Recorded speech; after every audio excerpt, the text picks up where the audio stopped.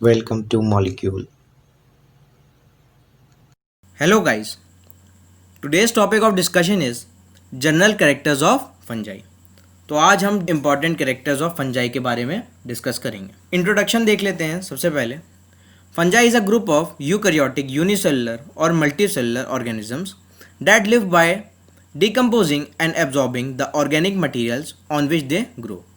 ये जो होते हैं वो यूकैरियोटिक यूनिसेलुलर या मल्टीसेलुलर ऑर्गेनिजम्स होते हैं और ये डिकम्पोज और एब्जॉर्ब करते हैं ऑर्गेनिक मटेरियल जहाँ पे ये रहते हैं। Fungi are heterotrophic spore bearing eukaryotes that are classified as separate kingdom.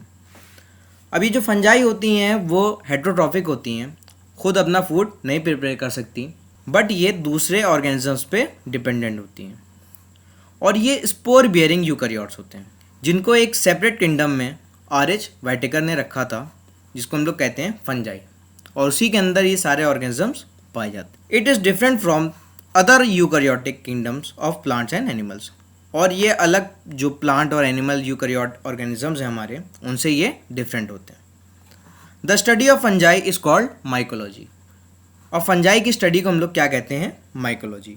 तो ये कुछ फंजाइज हैं, जैसे ये मशरूम है हमारा। अब कैरेक्टर्स ऑफ फंजाई देख लेते हैं। They are heterotrophic spore bearing eukaryotes that are cosmopolitan in distribution. ये हेट्रोट्रॉफिक होते हैं, मैंने बताया, दूसरे पे डिपेंडेंट होते हैं खाने के लिए, अपने फूड के लिए, और ये स्पोर बियरिंग यूकैरियोट्स होते हैं और ये ऑल ओवर वर्ल्ड डिस्ट्रीब्यूटेड होते हैं, हर जगह प्रेजेंट होते हैं। Fungi composed of network of long filamentous structure called hyphae. अब ये जो फंजाई होती है वो हाइफी की बनी होती है, ये फिलामेंटस स्ट्रक्चर होता है, जैसे ये हाइफी है हमारी, और यही हाइफी मिल के जब ये नेटवर्क बना लेती है उसको हम लोग माइसीलियम कहते हैं। तो hyphae aggregate to form network known as mycelium. Hyphae are aseptate and coenocytic in lower fungi. Lower fungi में क्या होता है? एसेप्टेट होते हैं, मतलब सेप्टम नहीं प्रेजेंट होता, और इनका जो साइटोप्लाज्म होता है वो कॉन्टिन्यूस होता है, जैसे ये कॉन्टिन्यूस है साइटोप्लाज्म, और इनमें जो न्यूक्लियस होते हैं वो स्कैटर्ड होते हैं पूरे में। इसका एग्जाम्पल है जो लोअर फंजाई, वो phycomycetes. Septate in higher fungi. Higher fungi में जो हाइफी होती है वो सेप्टेट होती है, उसमें सेप्टम प्रेजेंट होता है, जिसकी वजह से इनका जो साइटोप्लाज्म होता है वो डिवाइडेड होता है। तो ये देख रहे हैं आप, सेप्टम प्रेजेंट है।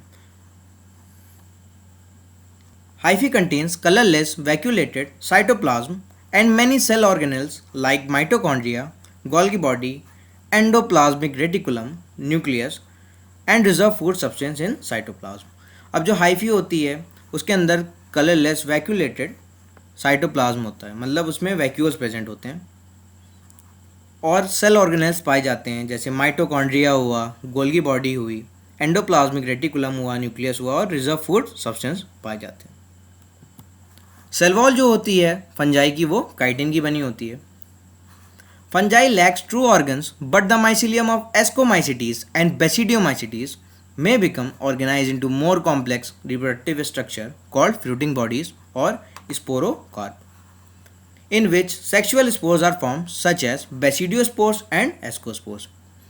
इनमें ट्रू ऑर्गन्स जो होते हैं वो एब्सेंट होते हैं, मगर जो हायर फंजाइज के जो माइसीलियम होते हैं वो एक कॉम्प्लेक्स रिप्रोडक्टिव स्ट्रक्चर फॉर्म कर लेते हैं, जिसको हम लोग फ्रूटिंग बॉडीज या स्पोरोकार्प कहते हैं, जिसके अंदर सेक्सुअल स्पोर्स बनते हैं, जैसे बेसिडियोस्पोर्स और एस्कोस्पोर्स। तो ये आप देख सकते हैं, ये हमारी फ्रूटिंग बॉडी और इसके अंदर एस्कोस्पोर्स प्रोड्यूस हुए। Reserve food in the form of glycogen. इनमें जो रिजर्व फूड होता है वो ग्लाइकोजन के फॉर्म में होता है। Fungi causes many disease in plants such as smut and rust disease and in animals such as ringworm. अब ये अलग अलग डिजीज़ भी कॉज करते हैं प्लांट में, जैसे स्मट और रस्ट डिजीज़ होती है, एनिमल्स में रिंगवॉर्म। तो ये रिंगवॉर्म दिया हुआ है। They reproduce through vegetative, asexual and sexual means. ये वेजिटेटिव, एसेक्सुअल और सेक्सुअल मीन्स तीनों तरीके से ये रिप्रोड्यूस करते हैं। जो इनका वेजिटेटिव रिप्रोडक्शन होता है वो फ्रेगमेंटेशन और बडिंग के थ्रू होता है। तो ये बडिंग किस में पाई जाती है? इसमें ये है बडिंग हमारी, जिसमें एक बड बनेगा और वो बड से एक नया इंडिविजुअल फॉर्म हो जाएगा। Asexual reproduction takes place by formation of various spores. अब ये स्पोर्स के थ्रू होता है जो एसेक्सुअल रिप्रोडक्शन होता है, और वो जो स्पोर्स फॉर्म होते हैं कौन कौन से होते हैं? ज़ूस्पोर्स होते हैं, क्लाइमेडोस्पोर्स होते हैं, ओइडिया होते हैं, ए प्लेनोस्पोर्स होते हैं और कोनिडिया होते हैं। इन स्पोर्स के थ्रू इनका एसेक्सुअल रिप्रोडक्शन होता है। जैसे ये ज़ूस्पोर है हमारा और ये कोनिडिया है हमारे, जो कोनिडियोफोर्स पे निकले हुए हैं। Sexual reproduction takes place in 3 different phases. अब इनका जो सेक्सुअल रिप्रोडक्शन होता है वो 3 फेजेस में बटा है।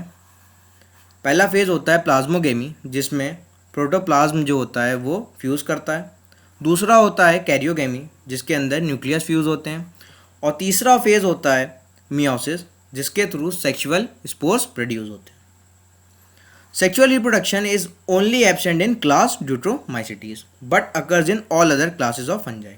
जो सेक्सुअल रिप्रोडक्शन होता है वो सिर्फ ड्यूट्रोमाइसिटीज में एब्सेंट होता है, बाकी जितने भी क्लास होते हैं फंजाई के उनमें प्रेजेंट होता है। तो अब हम लोग नेक्स्ट वीडियो में बात करेंगे रिप्रोडक्शन इन फंजाई, जो अलग अलग सेक्सुअल रिप्रोडक्शन होते हैं फंजाई में, उसके बारे में भी डिस्कस करेंगे। Please like, share and subscribe.